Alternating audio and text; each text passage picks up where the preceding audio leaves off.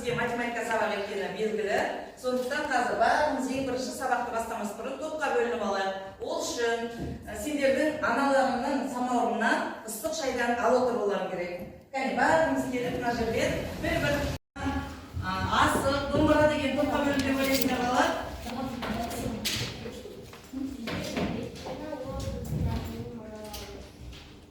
Мәдени мұраларымыз екен, өте жақсы. Жарайсыңдар. Ендеше балалар, бәріміз орнымыздан тұрып, қонақтарымызбен амандасып алайық.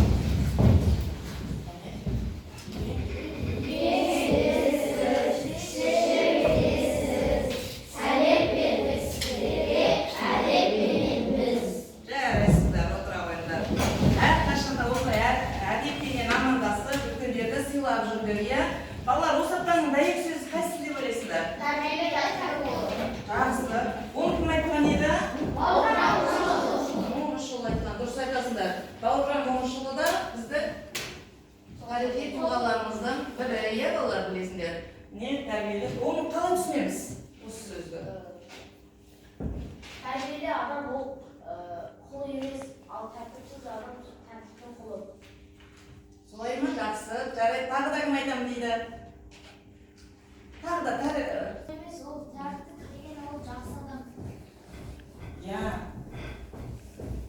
Тәртіпке бағынған адам, яғни ол құл емес, ол тәрбиелі адам деп айтуға да болады екен, иә? Жарайсыңдар. Өте жақсы. Енді үйге берген тапсырманы орындап келіп қалғанымыз қандай тапсырма берді? Кім айтады? Бірінші тапсырманы. Бағым. Айтарыңызшы. Өзі екі мысал болады, иә? Яғни біріншінде 862 шықты ма барлығыңызда? Жарайсыңдар. Ендеше дұрыс деген белгі қоя қойыңдар. Қарындашымызбен жылдам. Келесі екіншісінде қанша шықты? 456. Тамаша. Дұрыс деген белгі соғыңызда. Екеуінде жақсы орындапсыңдар. Қате орындағандар бар ма? Қол көтерейікші. Сенде қате шықты ма? Біреу ма, екеуде ма? Екеуде қате ма? Ендеше сен 0 қоясың үй тапсырмасына, иә? Бағалау парағына өздерінің алған балдарын қоя қойдар. 2 балл қоямыз. Екеуі дұрыс орындаса, білім шамдарын ешқашан сөнбесін, білімнің биігіне көрсін деген ниетте мынандай білім шамын алып келдім. Енді осы білім шамының сендерге арнаған тапсырмасы бар екен. Қазір осыны мұқият қарап отырайық. Диктант алып кетті. Ең бірінші дәптерімізге бүгінгі күнді жазайық та, қазір мына бірінші тұрған математикалық диктантты дәптерімізге баған бірге жазып отыру керек. 81/8 дегенді. Бір қалдық дейік. Дұрыс па? Сендерде де солай шықты ма? Ендеше дұрыс па екендігін тексеріп көрейік.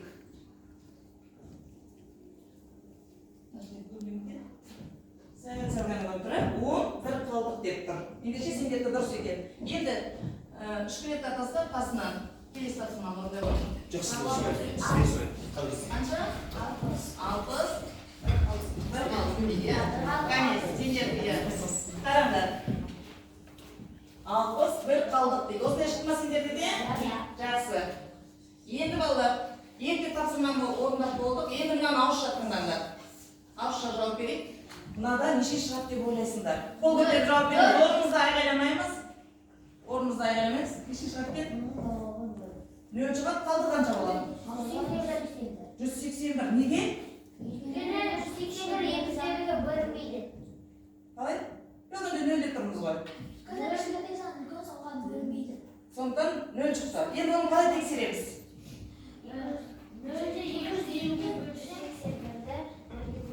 Соны олай ма? Қалай еді?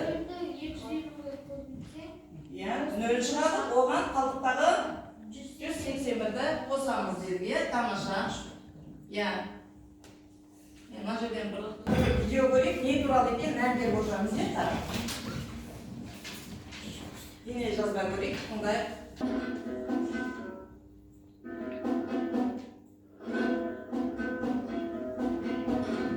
Не туралы видео көрдік? Музей туралы. Қай жақтың музейлер екен бұлар? Қазақстан ұлттық музейі, Европа, Франция. Музей бар дейді сонда. Жарайсыңдар. Ендеше, сендер музейге барып көргендерің бар ма? Қандай музейлерге бардыңдар? Осы ауылдағы жердегі Әбіш Кекілбаев атындағы музей. Иә, тарихи мұражайға барсыңдар. Жақсы таңда? Ал мен тек мұражайға музейдегі және Иә, біздің ауылымызда да сондай мұражайлар бар екен, иә бала? Мұражайларға не қойылады деп ойлайсыңдар? Жарайсыңдар. Сонда музей деген не екен? Айтамын, иә. Музей тарихи ғылыми дерек ретіндегі ескерткіштерді, мәдени құндылықтарды, тағы да басқа мұраларды сақтап, жинақтап, ғылыми танымдық қызмет атқаратын мекеме. Жарайсыңдар. Ендеше балалар, біз музей туралы дүниетану сабағынан, әдебиеттің барлығынан оқып жатырмыз, иә, музей туралы. Қандай музейлер бар екен? Музейлерге барып, әлемдік музейлермен танысқыларың келе ма? Ендеше қазір заманның дамып тұрған кезде, сондықтан ғаламтор беттерінен өздерің ашып, танысып оқыңдар, иә, отбасыларымен бірігіп. Келесі. Яғни бүгінгі біздің тақырыбымыз үш таңбалы сандарға бөлу алгоритмі деп аталады балалар.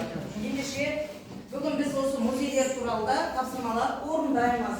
Яғни үш таңбалы сандарға жазбаша көбейту және орын кездіктірдік және үйден де қарап келіңдер деген. Терсек бір қарап шығамыз.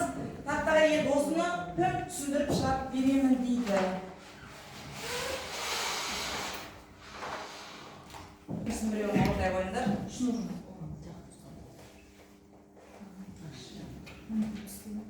Үш таңбалы сан шығады. Я алдын ала. Жақсы орындайық. Кәне бәріміз орындап отырайық. Сағанда әлемдік музейге билет ұсынамын. Өте жақсы бала. Бәріміз жазып үлгердік па? Жақсы. Бұл себебі түсінікті болса, қазір осыған байланысты өзіміз тапсырма орындайық. Өзіміз бетте, иә.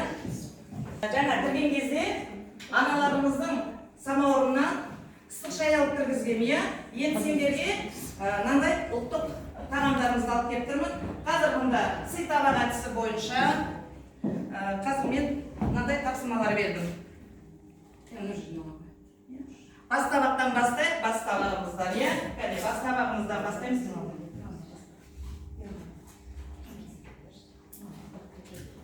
Бас табақтың нәрсесіне балайды, иә. Сенкі де бас табақтан.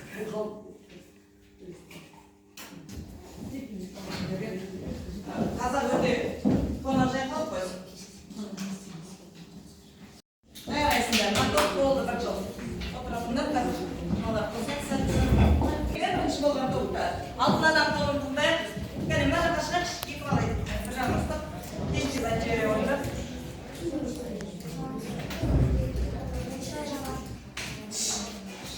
Балар, ақырын.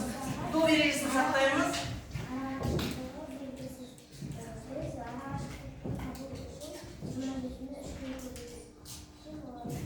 Жақсы, дұрыс орындап балалар? 81 дейді. Жақсы, ендеше, кәне бағалап жіберейік, осы топта бас бармақ әдісі арқылы. Жарайсыңдар, отыра қойыңдар. Тамақ топтан шыға қалайық. Өзіңдер шығарсың балалар. Бір адамды шығып қорғауға болады. Париж қаласынан келушілердің жалпы саны Кесте бойынша есеп құрастыру. 7 миллион 400 мың. Ал Нью-Йоркта келушілердің саны 7 миллион 6,850 болды. Парижде Нью-Йоркта қанша адам ашады? Шешімі 7 миллион 400 мың. Ал одан 7 миллион 6,850 Ал айтам. Bir yılda 357.920 okuşu. Sözüme geleceğim.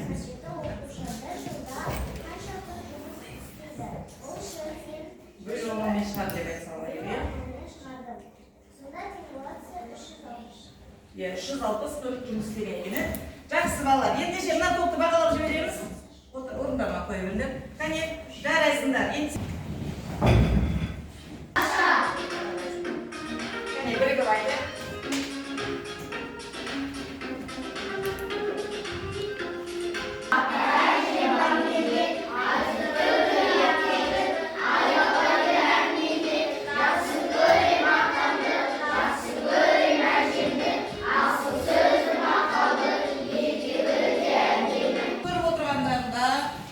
Атамыз қандай шапан киіп отырыпты?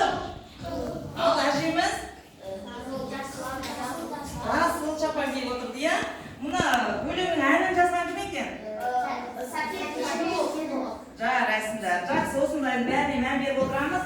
Бәріміз ата әжемізді жақсы көреміз ба? Жақсы. Ендеше үлкендерді сыйлап, үнемі әдептілік, тәртіптілік сақтап жүруге жақсы жақтарымыздан көріне берейік. Ендеше біздің осы жақсы көретін әжелері сендерге арнап мынандай өзінің сандығын беріп жіберіпті балалар. Әдемі әжеміздің сандығында кеше қандай тапсырма бар деп өттіңдер балалар? Ана көркем еңбектен. Әженің сандығында не бар деп?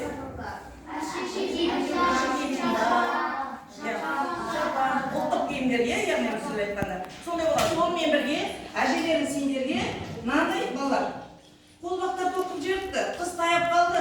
Балаларымыздың, немерелеріміздің қолы тоңып қалмасын деп сендерге мынандай қолғаптар тоқып беріпті.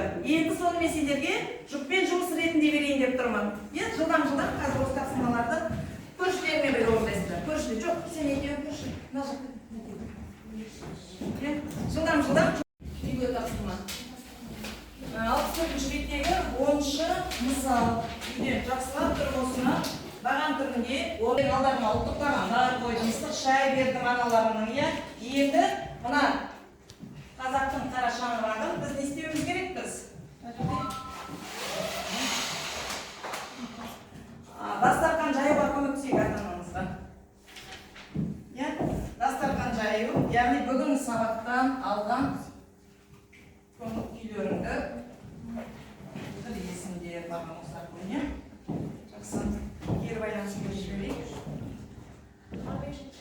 Ол үшін сендердің алдарында мен бағана қойған ыдыстар тұр, ұлттық тағамдар жабыстырған. Тыңдаймыз. Мен кімді айтам, солдан алсын, бәріміз жармақ-тармаға етпейікші, бір баладан айтып жіберейік. Айғайламаймыз. Бағана бізде қатыспай тұрған үнжу шықсыншы. Анам біреуін ал өзінің ішінен. Тұрып, кісілерге қарап тұрған болды. Өзімді қалай сезіндім? Мен бүгін сабақта өзімді өте тамаша сезіндім. Неге?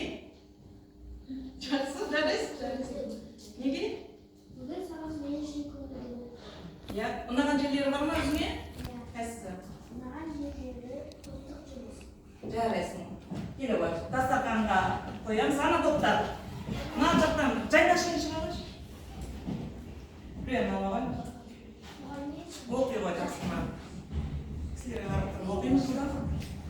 Жарай, тұра берсін.